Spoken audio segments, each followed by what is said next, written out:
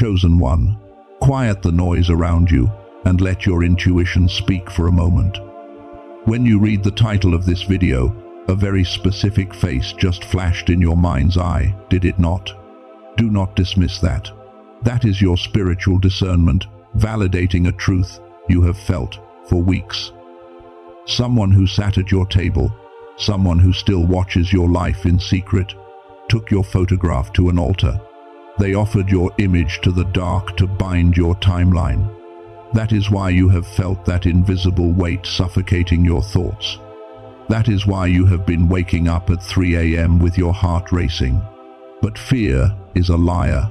The Holy Spirit orchestrated your arrival at this exact second, not to warn you of an attack, but to reveal a victory. Before I expose the terrifying reflection they saw when they tried to curse your face, we must seal your frequency. Subscribe to align with the protected remnant. Hit like to lock your spiritual aura, and type untouchable in the comments to permanently blind every monitoring spirit. They thought handing over your photo would break you, but not even God expected the level of spiritual authority that just woke up inside of you. If you stay with me until the very end of this broadcast, you will not just walk away feeling comforted, you will walk away armed.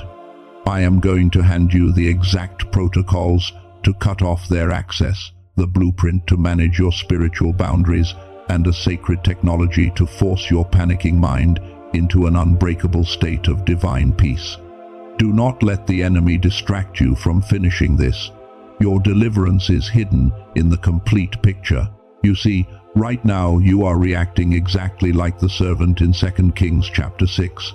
The servant woke up, looked outside, and saw an entire enemy army surrounding the city. He panicked. He thought it was over. But the prophet Elisha did not panic. Elisha did not pray for the enemy to leave. He simply prayed, "Lord, open his eyes that he may see." And suddenly the servant saw that the hills were full of horses and chariots of fire protecting them. You are panicking because you only see the physical reality. You only see that they have your photo. You only feel the sting of their betrayal. You do not see the chariots of fire that deployed the moment your name was spoken in the dark. Let me give you a profound truth that will help you breathe. That photograph they printed out, it is just paper and ink. That digital image they saved, it is just pixels on a screen. The moment you surrendered your life to the Creator, your spirit was hidden in the Most High. You are wrapped in unapproachable light. So when they try to speak death over a piece of paper, the spiritual realm simply laughs. A curse cannot pierce divine armor. You are absolutely 100% safe. The attack failed before it even started. Feel the profound relief of that truth wash over you right now. You survived. The weapon formed, but it did not prosper. But wait, let me ask you a question that might make you deeply uncomfortable. If the curse failed, and if you are completely protected by the light of God, why are you so exhausted right now? Why is your money suddenly drying up? Why did your car break down the same week your relationship started falling apart? Why does your chest feel tight for absolutely no medical reason? If the paper tiger is harmless, why are you bleeding? This is the mystery most believers never uncover. To understand this, we need to look at Proverbs chapter 26 verse 2. It states that like a fluttering sparrow or a darting swallow, an undeserved curse does not come to rest. I need to break down what that actually means in the original context. The writer is describing a weary bird desperately looking for a branch to land on. If there is no branch, the bird has to keep flying until it literally dies of exhaustion. A curse is exactly like that bird. It is a dark, parasitic energy looking for a landing pad. If you are hidden in God, there is no landing pad. The curse cannot alight. It must return to the sender. So how does the enemy build a landing pad in your life? They do it by changing your frequency. When they take your photo, they do not actually expect the ritual to destroy you directly. They expect the ritual to create a subtle disruption in your spirit, just enough to make you paranoid. And the moment you realize someone is against you, your brain shifts. It drops out of the divine peace of the theta state and crashes into the high-stress survival mode known as the beta wave. Beta is the frequency of panic. Beta is the frequency of fear. Beta is the landing pad. The moment your brain enters high beta, you are literally broadcasting a signal into the spiritual realm that says, "I am vulnerable, come and get me." They did not defeat you with witchcraft. They defeated you by tricking you into opening the door from the inside through your own panic. Right now, wherever you are listening to this, do not close your eyes. Do not change your posture. Instead, mentally fix your gaze on a single point in the room. Now, shift your attention not to the object itself, but to the empty, invisible space between you and that object. Hold your focus on the emptiness. Notice how your racing thoughts suddenly pause when you focus on the space between things. That pause is your spirit temporarily breaking the beta loop. That is the feeling of the landing pad dissolving.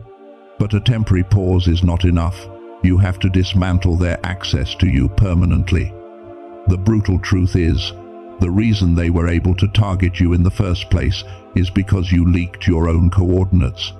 You gave them the photograph, you posted the update, you shared your vulnerable dreams with people who were secretly competing with you. It is time to implement the 3-circle rule. Imagine 3 concentric circles around you. The innermost circle, circle 1, is reserved for God alone. This is where your raw dreams, your unfinished prophetic words, and your deepest fears live. You speak these things to absolutely no human being. Circle 2 is your inner court. This contains a maximum of 1 to 3 people. A spouse, a trusted mentor, someone whose spirit has been tested by fire over years, not days. You only share information with Circle 2 for the strict purpose of prayer coverage. Circle 3 is the world. This includes your extended family, your social media, your acquaintances, and the people you thought were your close friends. You never share a process with Circle 3. You only share the manifestation after it is already done and secured. You show them the fruit, you never show them the seed. Jesus demonstrated this perfectly in Matthew chapter 7 verse 6 when he commanded, "Do not give dogs what is sacred, do not throw your pearls to pigs." This is not a religious insult. This is a brilliant master teaching high-level boundary protocols. Your dreams, your plans, and your energy are the pearls. When you throw them to people operating in low frequencies of jealousy and stagnation, they do not appreciate them. They trample them, and then they turn and tear you to pieces. You must stop giving the enemy your pearls to use on their altars. When you apply the 3-circle rule today, you immediately cut off their supply of new ammunition. They will have no new photos, no new updates, no new coordinates to track you with. You have successfully locked the front door of your physical reality, but we still have a massive problem, chosen one. Locking the physical door does not silence the spiritual alarm ringing in your head. You can delete your social media, you can block their numbers, you can stay silent, but when you are lying in bed at 3 a.m. and your heart starts pounding in your chest, the 3-circle rule cannot help you. Your brain is still trapped in that toxic beta frequency. Chosen one, knowing the 3-circle rule locks your earthly doors. But the enemy doesn't walk through your front door. They slip through your mind at 3 a.m. How do you force a panicking brain to instantly shift into the frequency of the divine? The ancient prophets spent 40 years in the desert learning how to access this exact brain state. But you don't have 40 years. What I am about to show you next is the ultimate frequency shield, a sacred technology that changes the rules of spiritual warfare forever. Listen closely. Chosen one, what I am about to reveal will sound too simple to be true. But remember, the most profound spiritual truths are always simple. We establish that panic forces your brain into the beta frequency, making you a landing pad for dark energy. The opposite of beta is theta. Theta is the frequency of deep meditation, of divine connection, of the secret place. When your brain operates in the theta state, your spiritual signature literally changes. You stop broadcasting fear and start broadcasting divine authority. And this is where I finally answer the question I asked you at the very beginning. What did the enemy see when they took your photograph to that dark altar? What terrifying reflection made them realize their curse had failed? They saw absolutely nothing. They saw a void. Because the moment they tried to locate your energy to attach their curse, your spirit was operating on a frequency they could not access. They were scanning the beta frequencies of fear, but you were hidden in the theta frequency of divine light. You were completely invisible to them. That is the ultimate spiritual cloaking device. So how do you access this state when your world is falling apart? How do you force your brain into theta when you have bills to pay and enemies at your gate? Science has finally caught up to what the ancient mystics knew. There is a sacred sound technology, an audio key known as the genius wave. This is not a magic trick. This is a profound tool that uses brainwave entrainment to gently guide your mind out of the chaotic beta state and directly into the divine theta frequency. NASA researchers studied this exact brain state and discovered that it unlocks our highest cognitive and intuitive abilities. When you listen to this specific frequency for just 7 minutes a day, you are not just relaxing, you are resetting your spiritual armor. You are pulling your mind out of the enemy's reach.